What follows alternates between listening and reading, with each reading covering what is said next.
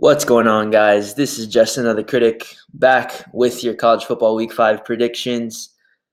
And man, we're going to run through these pretty quickly today and get you on your way. College football week 5, um, pretty big games in not only the Pac 12, but as well as the Big 12 and the Big 10. Starting off today, we're going to go ahead and touch on Oregon versus Cal. Basically, Oregon obviously came off a loss versus Stanford. Should have just walked away with the W in that one. Obviously, they had a goal line fumble, which led to a touchdown. Just mistakes led to their demise. Ended up losing. In this game, this is probably going to be the best quarterback that Cal has played all year, and the best team they've played all year. I think Oregon's going to walk away with this one pretty easily. Oregon wins it 48-27.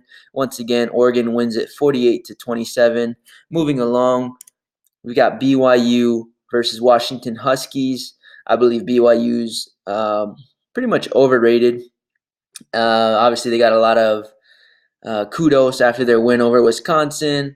I think that Washington defense is just going to be overwhelming. Wide receivers are going to be making plays for Jake Browning, and I think Washington walks away with this one pretty easily. Washington wins 33-13. BYU is not going to be able to get anything going offensively.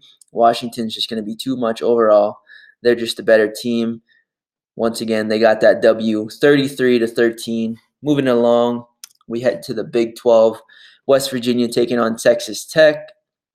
And I think it's going to be a shootout early on, but I believe the West Virginia defense will be the big difference in this game.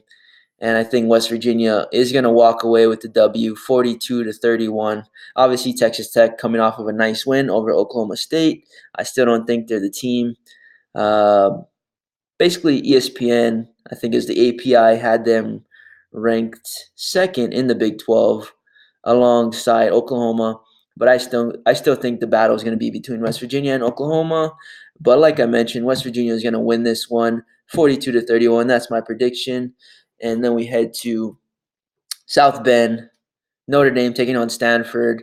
And a lot of the analysts are talking about Stanford's passing game, but really the quarterback is basically throwing it up to Whiteside, and he's just going up and beating out his man one-on-one. I don't think their passing game is that great. Notre Dame, I'm pretty sure they're just going to key in on Bryce Love, shut that down. Bryce Love obviously hasn't had the year that many have expected from him, and I predicted that because if they're trying to get him to carry the load, that's going to lead to injuries. He's already had a lot of injuries coming off of last season. He's just not going to be able to provide that same type of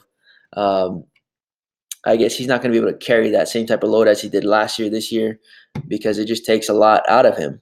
I'm expecting a more dynamic offense from the QB change at Notre Dame. I think Notre Dame wins this one by a touchdown, 31-24, because I do think Stanford has a pretty solid defense. They had a tough one last week against Oregon, but I think they'll bounce back this week. But I still think Notre Dame wins 31-24. Moving along to the Big Ten. We've got Penn State versus Ohio State. And my personal belief is that Penn State is a one-man team. They're a good team, but they're a one-man team carried by Trace McSorley. And that guy is making plays for them. He's a beast. I respect him.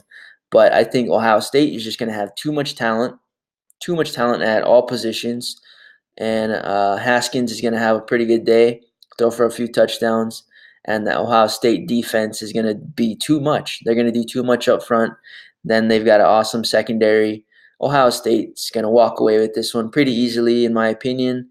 It is going to be tough whenever you're playing at Penn State, but I still think Ohio State wins this one. I actually have the final score 38-17. Wouldn't be surprised if it's a closer match, but I'm being bold and sticking to my guns, and I think Ohio State wins this 38-17.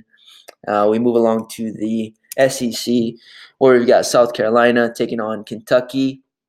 Obviously, Kentucky, a lot of people are hyped up on them because of some really good wins that they've gotten this season over Florida, just beat Mississippi State. But I think Kentucky does look good, but I saw that there was definitely some missed opportunities by Mississippi State against that Kentucky team, and just a lot of mistakes in general. I think South Carolina, with the balanced attack and the QB Jake Bentley, I think they're going to be able to pull it out. I mean, the last time they actually beat Kentucky was in 2013, so that's about 4 or 5 years. So it's been a while. I do think it's going to be a close game, but I think South Carolina is going to edge this one out, 31-27, very slightly. But I wouldn't be surprised if Kentucky pulls it out the other way, 31-27. I think it's going to be about a 3 to 4 point game, but I'm going to go ahead and give the edge to South Carolina.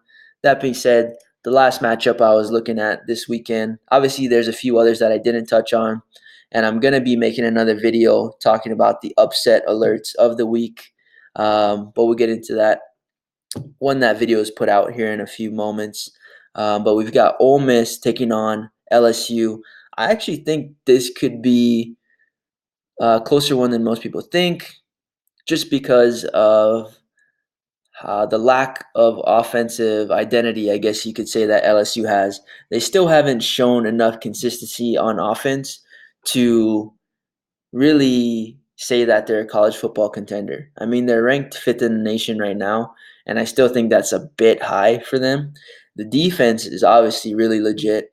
And then you've got Ole Miss, who doesn't play any defense at all. They're giving up about 200 rushing yards a game, 300 passing yards a game, and 30 to 40 points a game. So obviously the Ole Miss defense hasn't been there.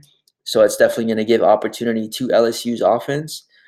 But Ole Miss, their offense is obviously going to be a threat with Jordan Ta'amu and their wide receivers. I think LSU should win this 34-24, but I wouldn't be surprised if Ole Miss keeps it really close and ends up pulling out a win. But LSU should win this, and my final score is 34-24 LSU. With that being said, I think we've pretty much covered it all. Let's see here.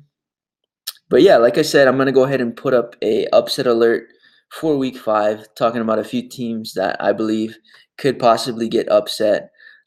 With that being said, if you like my content, awesome, go ahead and hit the thumbs up. Don't forget to subscribe, drop a comment. If you don't like my content, awesome, you should actually drop a comment as well. Let me know how I can improve the channel.